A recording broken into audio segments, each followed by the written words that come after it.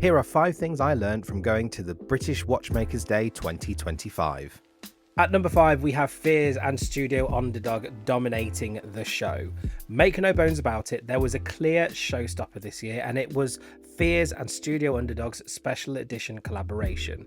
I'm honestly not sure what they're doing to get the level of hype that they are, but both Richard from Studio Underdog and Nick from Fears are obviously doing something right.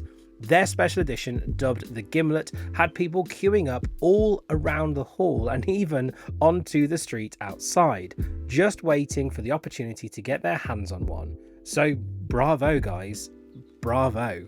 But I bought something else, which I will reveal to you at the end of this video. At 4, we have the Micros. At the show, you have your bigger, or at least more established brands like Bremont, Fears and Fairer. Coincidentally, still my favourite British brand, by the way. But in my opinion, where the show really got interesting was the Microbrands. I got to speak with and try on so many watches and speak to the brand owners from the likes of Elliot Brown, Zero West, Vertex, William Wood, Monroe, Gakota, Clements, Nomadic, Bowcroft, Pinchbeck, Pompeek, Marlowe, Pinion and Duckworth Prestex, to name a few. Not only was I able to try on the watches and sample the range for myself, but I also had the chance to speak to the brand owners and even for my other YouTube channel, Watch Gecko, interview them. Now, these were my highlights, and I've managed to pick up some of these brands to do some in-depth reviews of their models in the near future, so stay tuned for that. I was lucky enough not only to meet but to interview, and again thanks to Watch Gecko here, Andrew Morgan, Russ the Mad Watch Collector, although I didn't have time to interview him, I did meet him, Adrian Barker, who had the most amazing coffee stand, and I even bought one of his straps, don't tell Watch Gecko, eh? And Andrew McCutcheon from Time and Tide, who was really kind enough to gift me this donut watch case that they had at their stand, which by the way was filled with delicious donuts. The stand, not the watch box.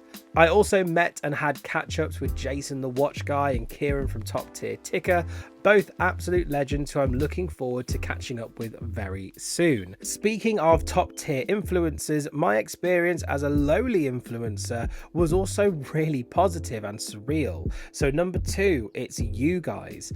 Honestly, I was kind of really touched and I couldn't believe the support and recognition I got from you. So I just wanted to say thank you from the bottom of my big oversharing ADHD riddled heart. You made me feel properly special, and if you see me at any shows in the future, come over and say hi. So finally, this brings me to the part of the video I know you watch nerds have been craving for. What did I buy? Yes, I bought a watch from Duckworth Prestex, the Bolton in Blue, a really beautifully made 200-meter water-resistant cushion case Garda watch. This is an historic brand owned by a descendant of the original founder. It's very much a family-run business, and this will make another awesome summer watch when the time rolls around. It looks so nice and so well made here. I just love it. But I'm not doing a review on this one today. That'll be next week in a separate video. A big thank you to Alistair and Katja for organising an amazing day, and I'll see you in the next one, Watch Nerds.